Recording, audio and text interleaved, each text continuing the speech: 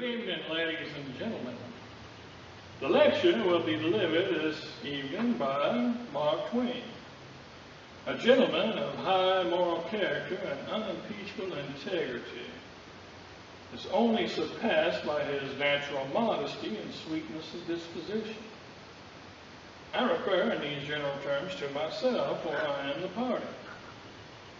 I was obliged to excuse the chairman from introducing me because he never compliments anybody, and I knew I could do just as well without forgetting any of the particulars.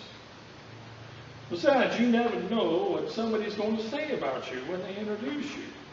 For example, about 30 years ago, when I started on the lecture circuit, I was over in the mining camp of Red Dog, over there not too far from Grass Valley and Placerville. An old miner was pressed into service to introduce me. He tried to get away, but they caught him and they pushed him up on the stage, and all he had to say about me was this: I only know two things about this man. One is, he's never been in the penitentiary. And the other is, I have no idea why not. So, you see why I played safe and I introduced myself.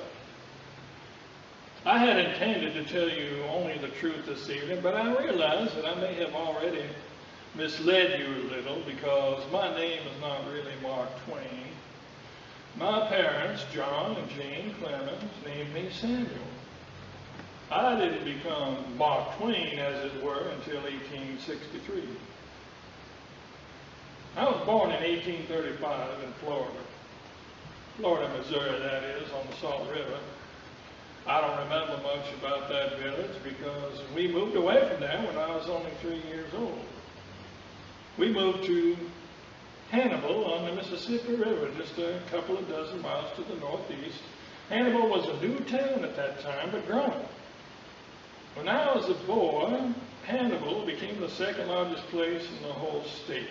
The only larger one was St. Louis downriver, which at that time had about 10,000 inhabitants. And not only was St. Louis the largest city in Missouri, it was the largest city west of the Mississippi. Back in Florida, I had been born prematurely, and I was frail and sickly as a baby. One day, a native lady came in to visit, and she looked at me in my crib, turned to my mother and said, "You don't expect to raise that babe, do you?" My mother allowed she would try. Not long ago, I asked my mother if she had been uneasy about me. She said yes the whole time. Afraid I wouldn't live. She considered a while and said, "No, afraid you would." It may seem that I did my best to not survive my childhood. I almost drowned 9 times while we lived in Hannibal, most of those times in the Mississippi River and a few times in Bear Creek. I'd be carried home half drowned, and my mother wasn't overly concerned about it. She said, people born to be hanged are safe in the water. Hannibal was a nice place to grow up in, an interesting place anyway, with many fascinating characters.